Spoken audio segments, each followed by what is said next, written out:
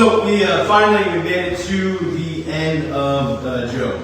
You guys did. I mean, we did do the Cliff Notes version. We kind of cheated a little bit, but we're down to the wire here. We have gone from the beginning where God was pointing out how great Job was to Satan, and then God allowing Job to be brutalized by Satan. We went then to Job's wife, who was in deep mourning, and that was just our first Sunday. That's just the first few chapters of Job when all that kind of breaks down. We then had Job and his friends in an ongoing debate. Job's friends saying how terrible Job must be, and Job, in his innocence, wanting to take God to trial.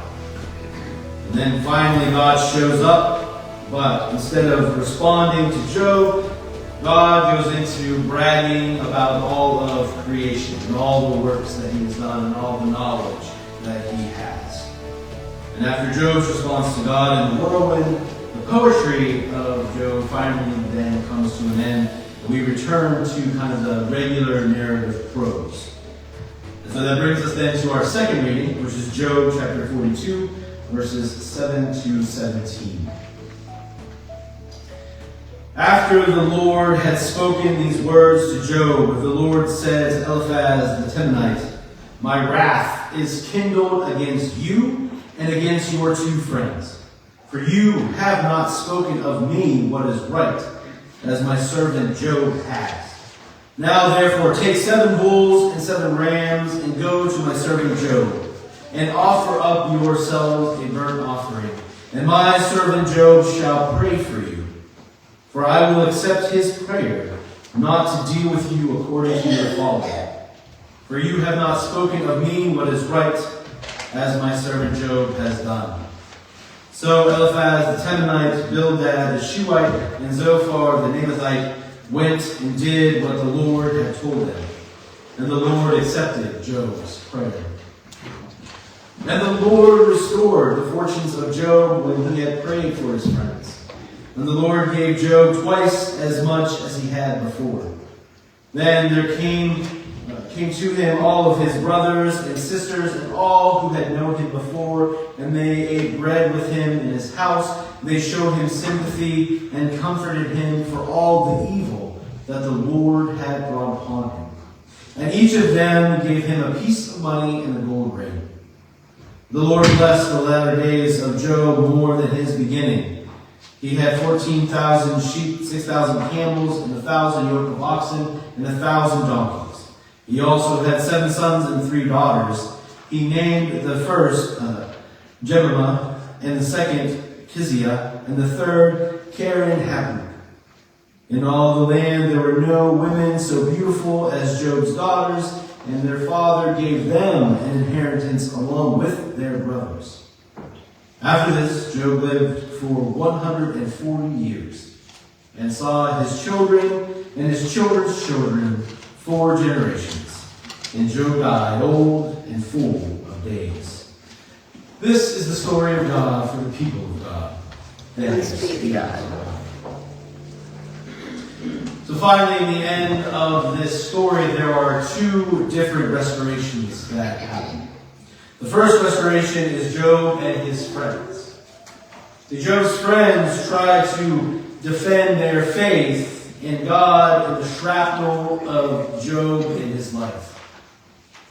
So they continually accuse Job throughout the majority of the book of Job. They're constantly accusing Job of doing these grave sins.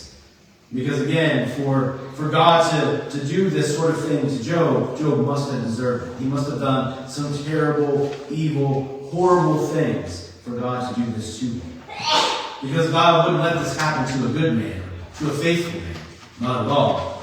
They even mention that Job's children basically also had it come to them. In Job 8:4, they say, "If your children sinned against him, he delivered them into the power of their transgression."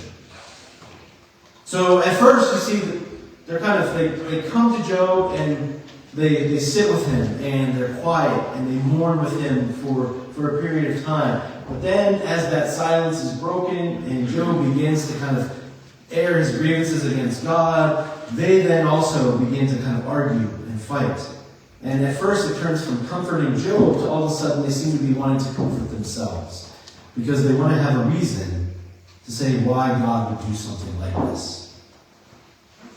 Writer and counselor Vinithna Risner, she writes this: "When my infant son was diagnosed with a heart problem and later died, numerous people asked me if I had taken the wrong medication when I was pregnant.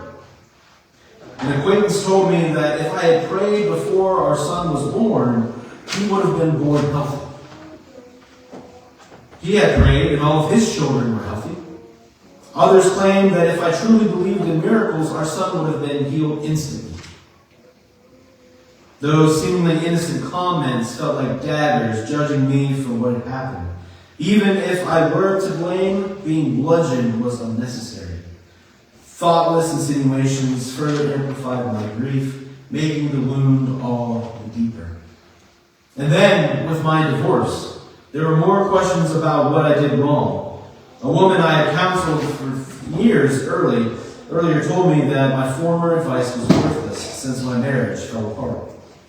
After telling people I was divorced, I often felt the unspoken weight of judgment. What had I done?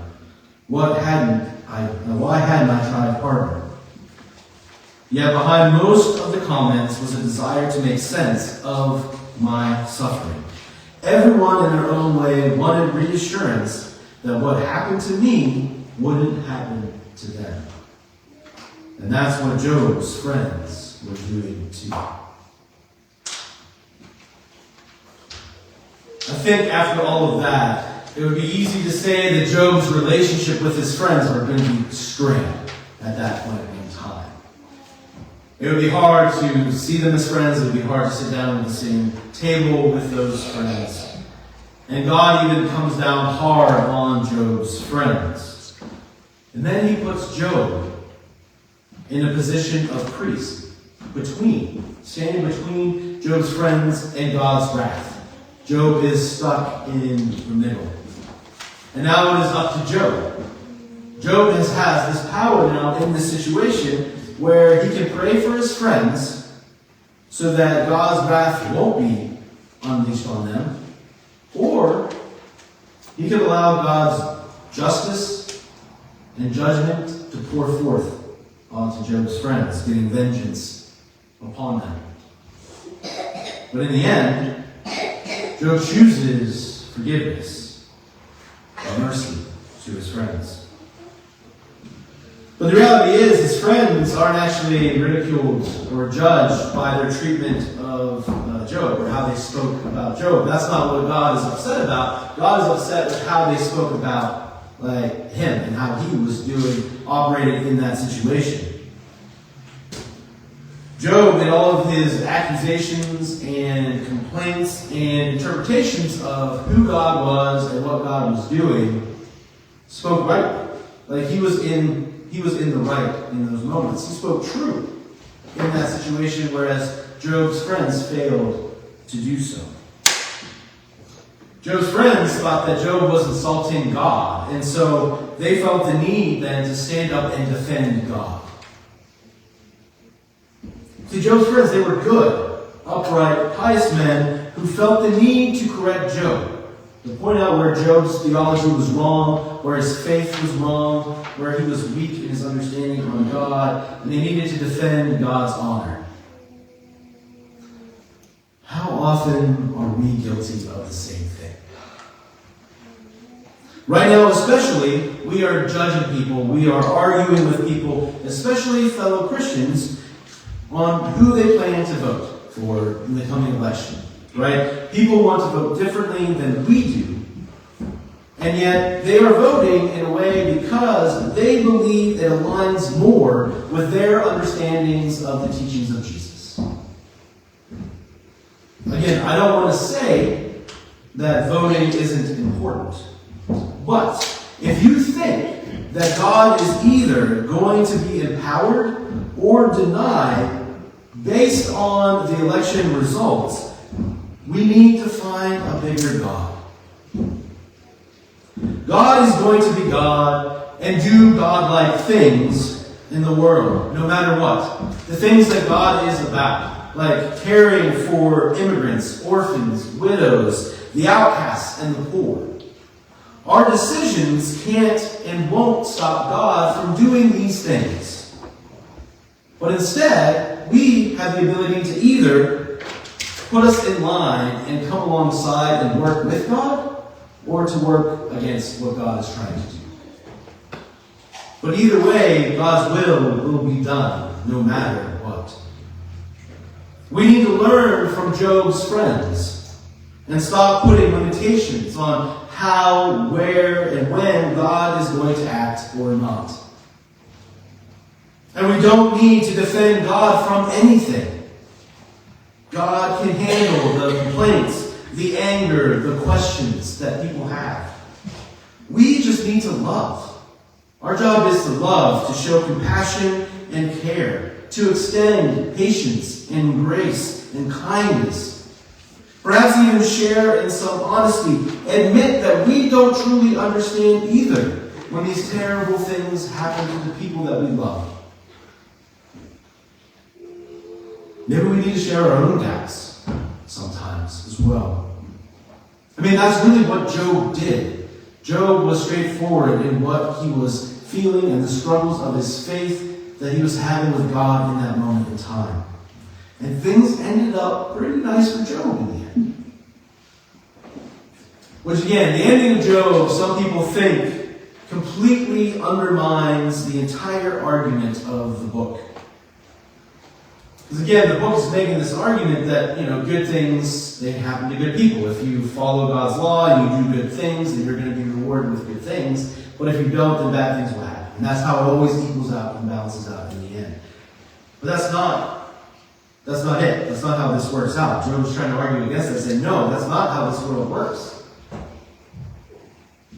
But in the end, all of a sudden, Job does have everything work out. He gets double of everything that he lost. His life is extended to a double measure and everything as well. Like he's doubly blessed after undergoing all of this. And it kind of goes against what they were saying this whole time through Job. But I think that there's a lot more that's going on here at the end. For one, yes, God does restore Job's riches. But it didn't say that it all happened at once, or how exactly it all kind of came about. It all would have taken time to kind of rebuild in that moment. And part of how he gets his riches back is, it talks about how his family and all the people that ever have known Job, anybody that had known Job throughout their life, came to Job's house. They ate with him, they sat with him, they mourned with him, they comforted him, and then they gave him money and a gold ring whenever they left.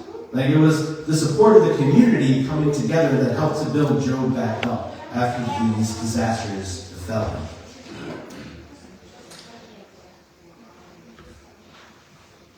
Moreover, I think that it also took time for Job to begin to trust God again. God is and was the reason for everything that happened to Job.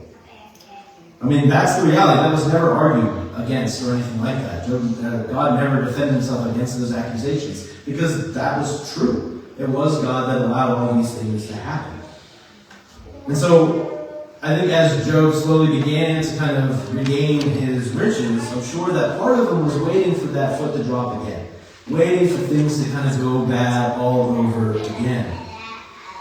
But I think the proof of Job trusting fully in God was the fact that Job then started to have more children again. Because really, having children in that moment, I think, is the ultimate trust and the hope of what God will do in the future. I believe that the stronger part of faith is not belief in God, but trust in God. And that trust is what God had in Job this whole time as well. The wager with the Satan, or Satan, that started this whole thing was God putting their own trust in Job. And Job came through in the end.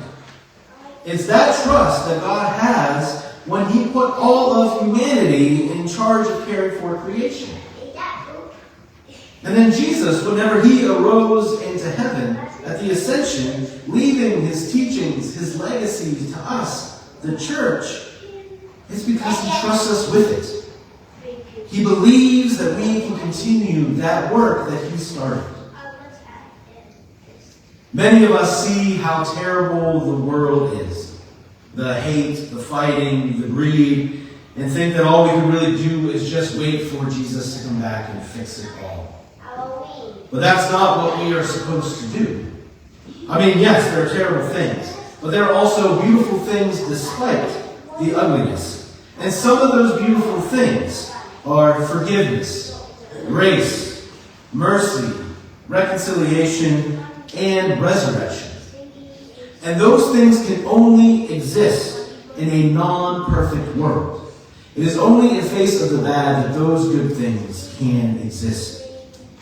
And so we celebrate those moments, those times of grace and mercy and forgiveness, of reconciliation and resurrection. We celebrate those. But we also continue to work for a time when we don't and won't need those things anymore. That's the work of the church. That's the work that is entrusted to us. Though we can celebrate Job getting back and doubling everything, the one thing he didn't get back were his children. The children that he lost in the disaster, he never got them back.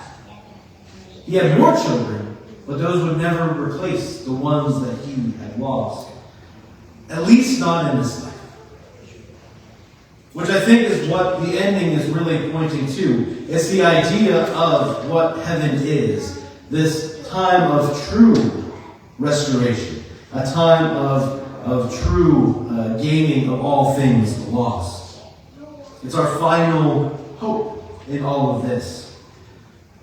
So in the midst of our pains and sorrows, our burdens and illness, our grief and mourning, we still can hold on to the hope of heaven.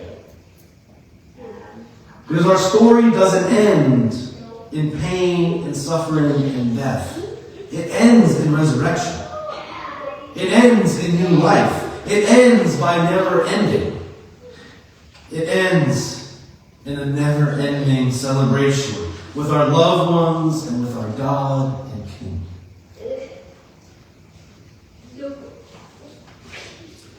May we learn to forgive as we have been forgiven. May we pick up the work and ministries that the Lord has entrusted us to bear and shoulder. And may we remember the moments of pain, suffering, and grief, that our God is beside us, mourning with us, bringing us through to a time when the new life and the new world is ushered in. In the name of the Father, and the Son, and the Holy Spirit. Amen.